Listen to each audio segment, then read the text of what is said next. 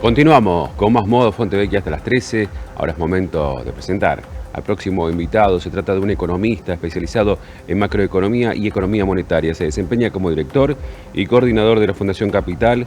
Es una organización enfocada en consultoría económica, investigación y servicios empresariales. Anteriormente fue gerente general y director del Banco Central de la República Argentina y vicepresidente del Banco de la Provincia de Buenos Aires. Recibimos en Modo Fontevecchia a Carlos Pérez.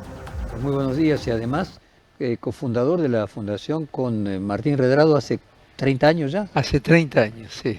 Pocas fundaciones tienen esa duración en la Argentina en temas económicos. Sí, en realidad él, nosotros estudiamos juntos en la Universidad de Buenos Aires, estamos hablando de fines de los 70, principios de los 80, ¿no? Con lo cual estamos hablando de una relación de más de 40 años. Y después, en la carrera hicimos las materias en común, éramos pocos los que estudiábamos economía en aquella época. Y después, cuando él volvió a la CNB, él armó un equipo de economistas en la CNB y yo tuve la suerte de que los Fiorito, que eran los dueños del Banco Quilmes, el antiguo Banco Quilmes, me dieron la autorización de crear el primer departamento de economía de un banco comercial en la Argentina. Los bancos comerciales en la Argentina tenían economistas, pero externo, claro, un departamento. no áreas económicas. Y yo tuve la suerte, siendo un banco que no era de los más grandes, era un banco igual mediano grande, porque tenía más de 100 sucursales en el país, pero tuve la suerte que ellos me autorizaron a crear el primer departamento de economía de un banco comercial y ahí parte del equipo de economistas del Banco Quilmes y parte del equipo de economistas de la CNB, en fusión armamos la Fundación Capital. Con tu experiencia, ¿qué se ve de este proceso económico como repetición de aciertos y desaciertos de estos 40 años, casi podríamos decir, 30 de la Fundación Capital, más el tiempo anterior? Sí, desde el regreso de la democracia podríamos establecer. ¿Qué repeticiones encontraste? Había un filósofo, Kierkegaard, que decía que el ser en sí es la repetición, que en la repetición se nos ve, nuestra verdad aparece en aquello que repetimos, y en la ciencia siempre se buscan los invariables, aquello que más allá de los cambios continuos que siempre hay, pero se mantiene algo constante. ¿Qué encontrás en Milei que pueda ser un signo de la argentinidad o en la economía de Milei? Bueno, a ver, primero, en los más de 40 años que tiene la Argentina, yo diría que es más el tiempo de retroceso que el tiempo de estabilización.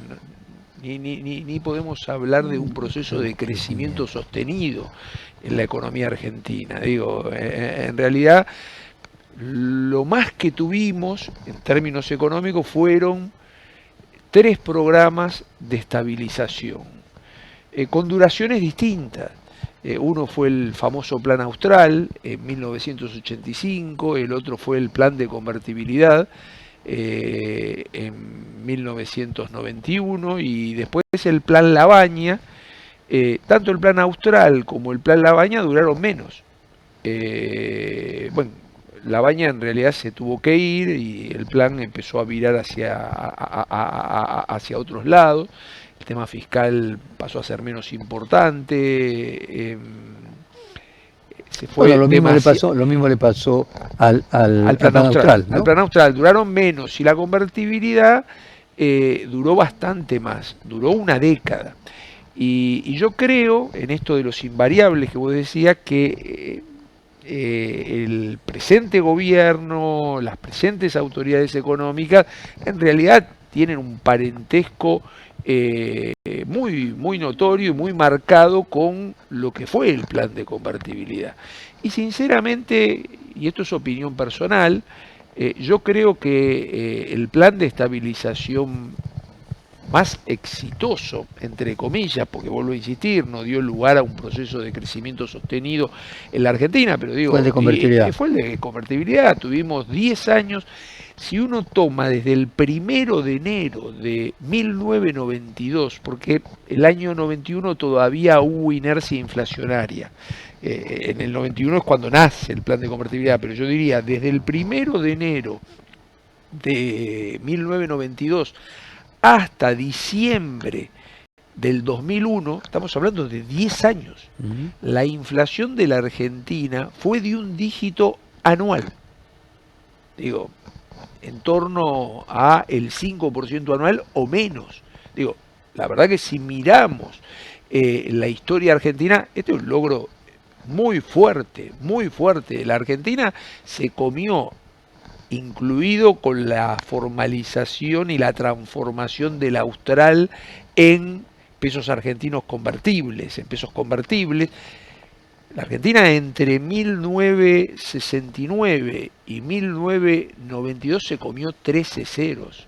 La moneda argentina no tiene antecedente, tiene prontuario.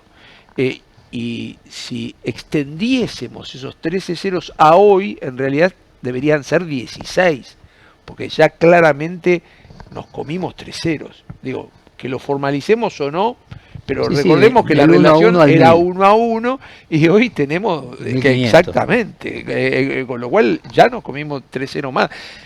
Me parece que entonces hablar de 10 años de estabilidad inflacionaria es una cosa muy importante. Entonces yo la verdad que creo que a la convertibilidad hay que mirarla. Esta gente mira la convertibilidad, tiene la referencia en el gobierno de Carlos Menem, en la conducción de Domingo Cavallo, con el plan de convertibilidad y todo eso.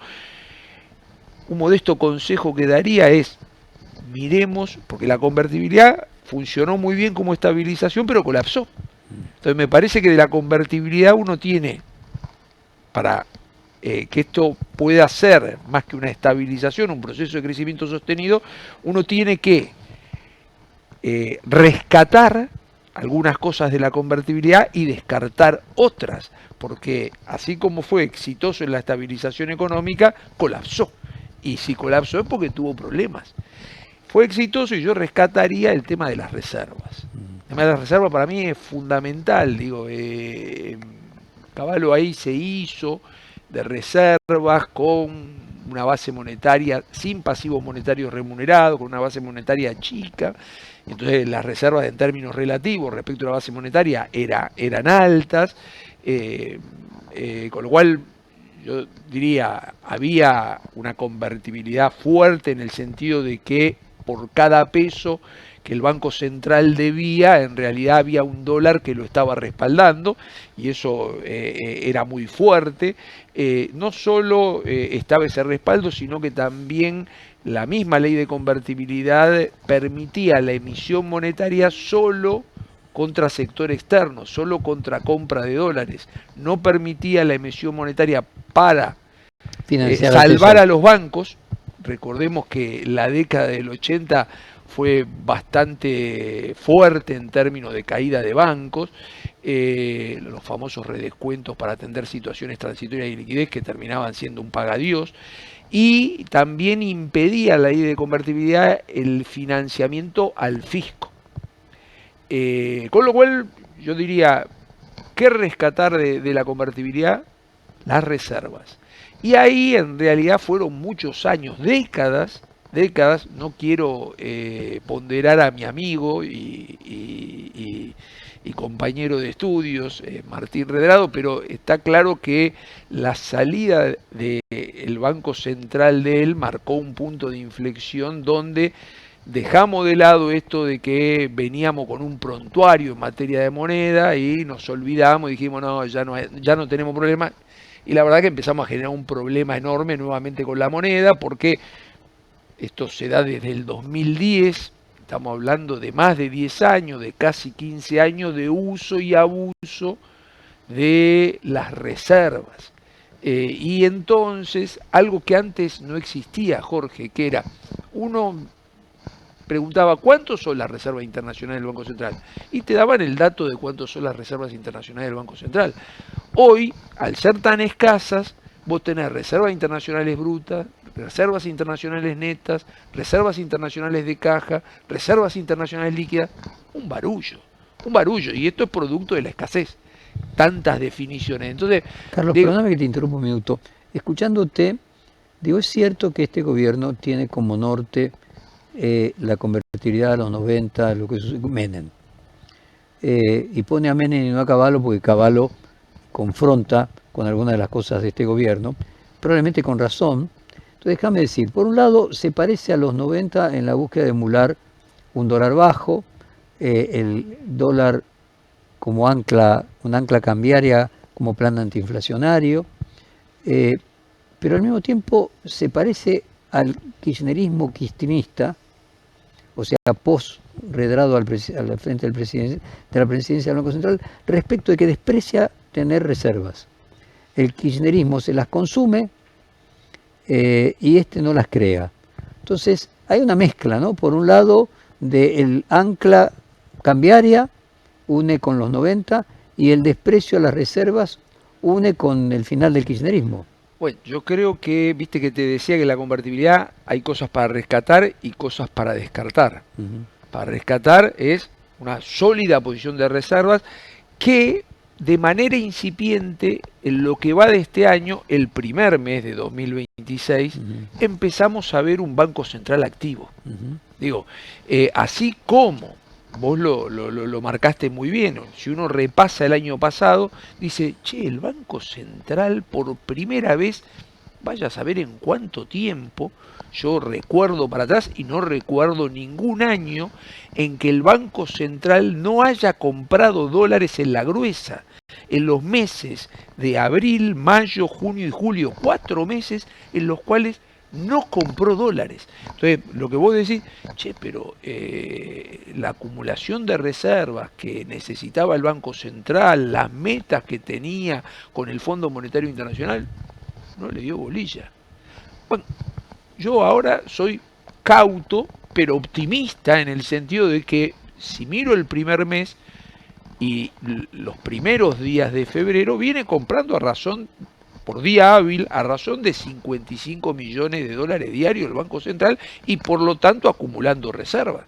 Entonces digo, espero que la lección del año pasado la haya capitalizado y que lo que hemos visto en lo que va del año, enero y los primeros días de febrero, lo mantenga y que el Banco Ahora, eso Central... era lo bueno de la convertibilidad. Eso es lo bueno de Ahora la vos dijiste, convertibilidad. tenemos que tener cuidado con lo que no funcionó. Y puedo decir que lo que no funcionó, parte de lo que no funcionó, tiene que ver con que en la segunda mitad de la convertibilidad el desempleo aumentó, el crecimiento se frenó y la estabilidad macroeconómica no se pudo traducir en desarrollo.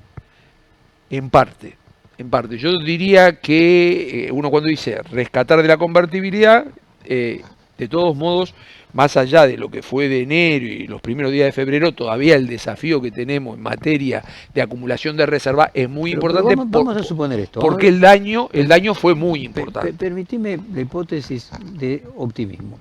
El gobierno aprendió la lección de 2024, sigue acumulando, 2025, acumula reservas y logra tener una macroeconomía estable, con una inflación a lo mejor no de 5%, sino de 12% sí, en 2027, sí. Y comparativamente es un éxito, no tan marcado como el de la convertibilidad, pero es un éxito. Sí. Ahora, el problema de la convertibilidad. Dos problemas la convertibilidad. A ver, dos problemas. No se repiten hoy. Uno es el equipo de Cavallo, y después el equipo de Roque Fernández, estamos hablando de la Fundación Mediterránea primero, el SEMA después, fueron más sofisticados que el kirchnerismo, pero en realidad emitían deuda para financiar el déficit fiscal. O sea, déficit fiscal siguió habiendo. Por suerte la ley de convertibilidad te decía no puede hacer emisión monetaria para financiar al fisco, pero emitías deuda, el déficit fiscal lo tenía, y bueno, entonces la consecuencia, en vez de ser la hiperinflación que tuvo Alfonsín, terminó siendo el default que tuvo el colapso de la convertibilidad. Entonces, primer gran defecto de la convertibilidad, está bien, no financiaba con emisión monetaria al fisco, pero financiaba con endeudamiento el déficit fiscal que la Argentina seguía teniendo. Este es un problema. Y fue peor el segundo lustro que el primer lustro en materia Bueno, por el fiscal. primer lustro tenía Estaban las las empresas, privatizaciones, entonces la digo, joya de la abuela. exactamente, pero lo que quiero marcar bien es, fueron dos errores los de la convertibilidad que hay que capitalizar. Cavallo me parece que no es un tanto explícito, pero a ver, yo creo que Cavallo debe tener claro, y este es el segundo punto que hace al empleo, al crecimiento que vos estás marcando, que es este fenómeno de mezcla entre nivel de tipo de cambio real y productividad económica. Si vos tenés una productividad económica que es espectacular, el tipo de cambio real no te interesa tanto y la moneda tiende a apreciarse. Ahora, si tu productividad económica es floja, es baja, tu costo argentino es muy alto, y bueno, tenés que mirar el nivel de tipo de cambio real. Entonces es un cóctel, esto es un cóctel, y la convertibilidad, convengamos que en ese cóctel falló. En ese cóctel O de sea, nivel de tipo de cambio real y productividad económica falló. ¿Y qué te lleva? Bueno, pero permitime Sí, traducirlo perdón. en lenguaje no económico. O sea, el éxito que obtiene en el control de la inflación con el ancla de un dólar bajo tiene un efecto secundario, como las medicinas, que tiene un efecto secundario, que es que hace perder competitividad porque el costo argentino impide a ese dólar bajo ser competitivo y va generando progresivamente una pérdida de crecimiento y luego directamente una recesión y fundamentalmente un aumento de la desocupación. Entonces, ahí es donde yo iba. Vos podés tener éxito macroeconómico como el de la convertibilidad y de cualquier forma crear una sociedad que luego no te vote porque hay desempleo, porque hay poco crecimiento o directamente hay recesión, ¿no? No, y que a la larga te puede colapsar, que fue lo que le pasó a la convertibilidad. Bueno, ahí ellos dicen que como ellos no tienen déficit, no necesitan emitir deuda. Entonces que la diferencia con Cavallo y con Menem y con Roque Fernández es que había déficit que lo financiaban con endeudamiento. Sí. Ellos dicen aquí no tengo déficit fiscal, Sí. no necesito endeudarme, entonces no tengo ese problema. Bueno, podés tener el problema. Son dos problemas. Uno es el tema fiscal, Sí. que ahí, así como nosotros decíamos, el gobierno debería estar mirando el ejemplo de cómo acumulaba reservas, que es un aspecto a destacar, es un aspecto a rescatar de la convertibilidad. Bueno, el gobierno en lo fiscal,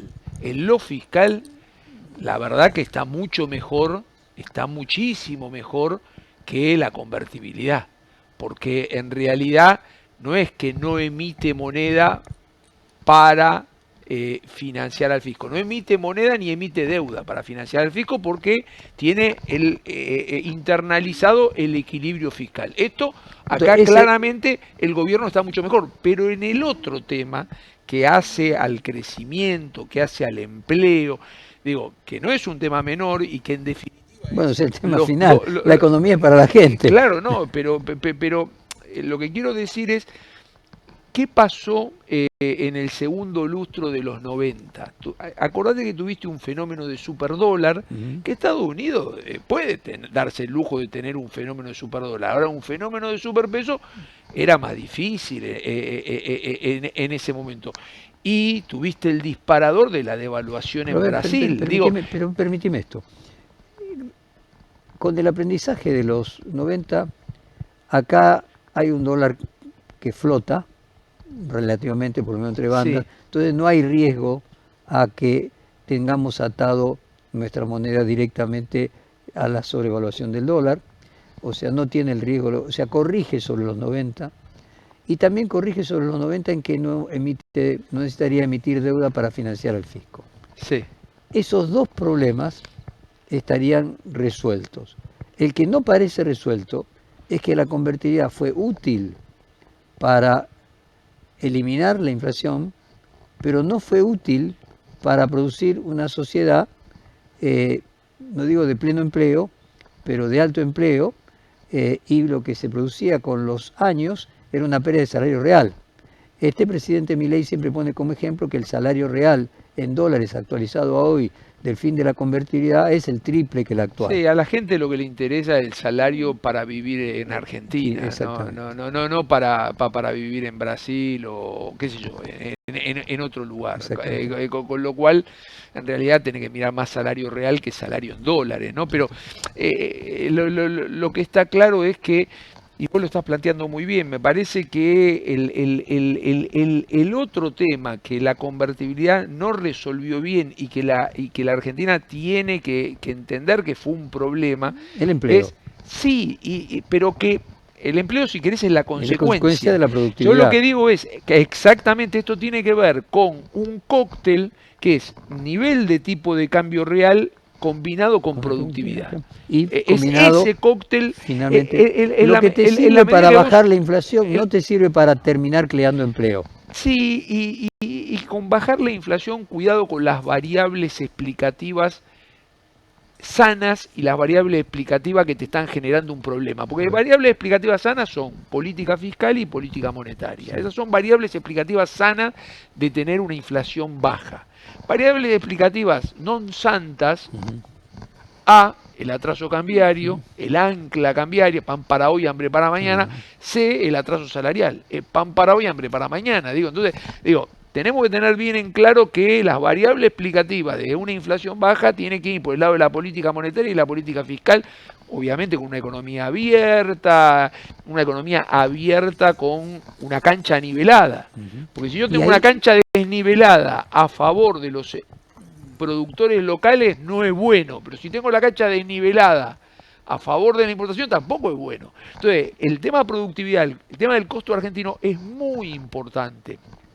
Y ese es un proceso que se va a ir dando de manera iterativa. Vos vas a tener una reforma laboral ahora, pero seguramente este va a ser un proceso iterativo, vas a tener varias reformas laborales. Vas a tener en algún momento la reforma impositiva, que también va a ser un proceso iterativo, vas a tener una reforma financiera que también va a ser un proceso iterativo. ¿A qué me refiero? Vos vas a ir bajando la presión impositiva, los costos laborales extrasalariales, los costos financieros, los costos de logística, va a ser un proceso iterativo. Entonces el cóctel que vos tengas de productividad y nivel de tipo de cambio real es muy importante para el manejo de la transición y para lograr un gran desafío que vos lo has planteado y que es el desafío que la Argentina tiene hacia adelante, que es crecer. Si uno mira el año que pasó es el 2025, en realidad el 4% de crecimiento real de la economía es casi todo explicado por el arrastre estadístico que le dejó el 2024 al 2025. La economía cayó mucho en el primer semestre del 2024, rebotó bastante fuerte en el segundo semestre del 24 y digamos que ese rebote se extendió hasta enero, febrero del 25 y de ahí en más se estancó, con lo cual en realidad el crecimiento del 4, que uno podría decir, che, pero en el 2025 se creció el 4, es arrastre estadístico. En realidad, desde febrero de 2025 a la fecha, hace un año, la economía está estancada y tenés un gran desafío que es el crecimiento económico. Y la variable más importante, la Argentina entre exportación e importación en términos de Producto Bruto Interno tiene un ratio muy bajo, materia de inversión también, la variable que tracciona a la Argentina es el consumo. Y el consumo es P por Q, precio, salario, Q, cantidad, es empleo. Y lo que está claro es que hoy por hoy el salario en términos nominales evoluciona por debajo de la inflación, el empleo se está deteriorando en calidad, con lo cual también está el tema del crédito, que el tema del crédito aumentó muchísimo, muchísimo la irregularidad en las carteras de consumo, en las carteras de las familias. En noviembre, que es el último dato de 2025, la irregularidad en el sistema financiero de las familias, de los préstamos a la familia, 8,8%, cuando un año atrás había sido 2,5%, más que se triplicó. Y está en un registro que es récord histórico. Entonces es todo un tema el desafío del crecimiento para la Argentina. Con la salida de la convertibilidad, cuando explota la convertibilidad, la narrativa de época era un poco de inflación no es mala.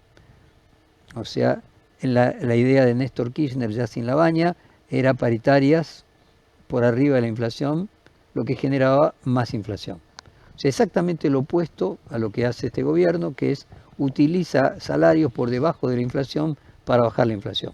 Es decir, uno aumentaba los salarios por arriba de la inflación y creaba más inflación, el otro aumenta los salarios por debajo de la inflación para crear menos inflación. Sí, las dos no son buenas. Digo, para mí tiene que ir muy ligado a la productividad y ahí Argentina Muy tiene bien. un desafío de reformas estructurales en términos de productividad Siempre nos económica vamos de un muy extremo al importante. otro. O sea, ese es el Sí, típico ejemplo de la Argentina. tal Pero cual. si uno tuviera que Muy sintetizar esos pendular. dos, Pero yo, esto que vos dijiste de los patrones históricos, yo miraría mucho la convertibilidad, porque la convertibilidad fue lo menos malo, según como lo mire uno, ¿no? Si uno no le gusta mucho la convertibilidad, fue lo menos malo, objetivamente hablando, en los últimos 40 años, o fue lo mejorcito que tuvimos en los últimos 40 años. uno podría decir que Al que a le lo gusta mejor la a la convertibilidad. convertibilidad lo que le faltó es lo que pasó en Brasil, aceptar que en Exacto. lugar de tener el 5% de inflación, un año tener el 12% Sí. y haber corregido la tasa cambiaria y entonces volver a no una inflación de un dígito, sino aceptar un año una inflación de más de un dígito y luego volver a recuperarla, ¿no? O sea que finalmente lo que nos quedaría como planteo es que hay un invariable en la Argentina, sea salarios por arriba de la inflación para crear más inflación, salarios por debajo de la inflación para bajar la inflación, quemar reservas o acumular reservas para tener una moneda convertible, sea lo que fuere, lo que hay siempre es que no hay moderación, que en todos los casos nos vamos a los extremos, ¿no? Y que el invariable es la falta de moderación en el éxito, sea cual fuere. Aumentar los salarios vale durante un poquito, mientras tenías la soja, pero no podés seguir todo el tiempo. Bajar los salarios para controlar la inflación puede ser una herramienta útil durante un año, durante dos, pero no puede ser toda la vida. Y cada una de las herramientas son herramientas que no pueden ser permanentes. Yo me atrevería a sugerir en esto que vos también sintetizaste, en que tal vez la clave sea la moderación y la alternancia. Digo, hoy por hoy, después una de alternancia, ambas moderadas. Claro, no, y digo, la alternancia en el sentido de, la verdad que Milei, como presidente, nos sorprende gratamente en el tema fiscal, muy gratamente en el tema fiscal, al extremo de que hoy uno dice, bueno, es un activo de Milei. Bueno, en realidad este tiene que ser un activo de la Argentina, digo, y entonces, dada la alternancia, que es lo común en los países, digo, hoy es presidente Milei, mañana será presidente otro, bueno, que la Argentina en realidad tenga algunas cuestiones que no se discutan. Digo, moderación y en alternancia, digo, parece es que creo que van juntas, porque exactamente. La fuente del opuesto es el opuesto. Cuando vos tirás el péndulo hacia un lado, la misma fuerza hacia un lado es la que lleva hacia el otro, ¿no? Entonces probablemente la moderación lo que permita sea una alternancia con un grado del péndulo soportable, ¿no? Exactamente. Carlos Pérez, linda conversación. Muchísimas gracias y felicitaciones por los 30 años de la Fundación Capital. Gracias a vos, Jorge, un gusto. Gracias. Vamos a las noticias.